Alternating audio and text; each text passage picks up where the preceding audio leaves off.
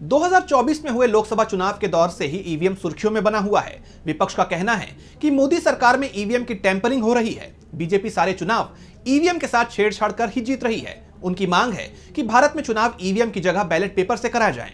इस बीच छत्तीसगढ़ में निकाय चुनाव को लेकर सरकार का बड़ा फैसला सामने आया है। तो क्या है पूरी खबर, जानने के लिए देखिए ये रिपोर्ट। ईवीएम पर गहराते विवाद के बीच छत्तीसगढ़ सरकार का बड़ा फैसला सामने आया है। सरकार ने प्रदेश में नगरीय निकाय के चुनाव ईवीएम से कराने की घोषणा की है।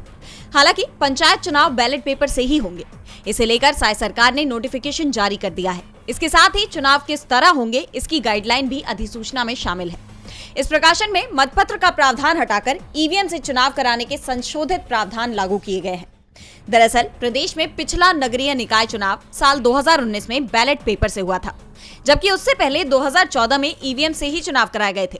साय सरकार से पहले छत्तीसगढ़ में कांग्रेस की सरकार थी और उन्होंने बैलेट पेपर से चुनाव की व्यवस्था लागू की थी, लेकिन साय सरकार ने उनके इस फैसले को पलट दिया है और ईवीएम वाले प्रावधान वापस जोड़ दिए। यानी एक तरफ विपक्ष ईवीएम से चुनाव का विरोध कर रहा है, इसके खिलाफ देशव्यापी मोर्चा खोल रखा है, तो दूसरी तरफ बीजेपी सरकार ईवीएम से ही चुनाव करवाने पर जोर दे रही है।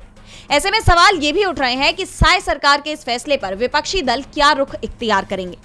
वहीं चुनाव की तारीखों को लेकर दावा किया जा रहा है कि 18 जनवरी के बाद कभी भी चुनाव का ऐलान हो सकता है। चुनाव की घोषणा के साथ ही अंतिम मतदाता सूची भी प्रकाशित की जाएगी। अधिसूचना जारी होने के बाद राज्य निर्वाचन आयोग ने ईवीएम से चुनाव की तैयारियां शुरू कर दी हैं। कहा यह जा रहा है कि प्रदेश में निकाय और पंचायत चुनाव की घोषणा तो एक साथ ही की जाएगी, लेकिन वोटिंग अलग अलग कराई जाएगी। डीवी लाइव छत्तीसगढ़ की रिपोर्ट।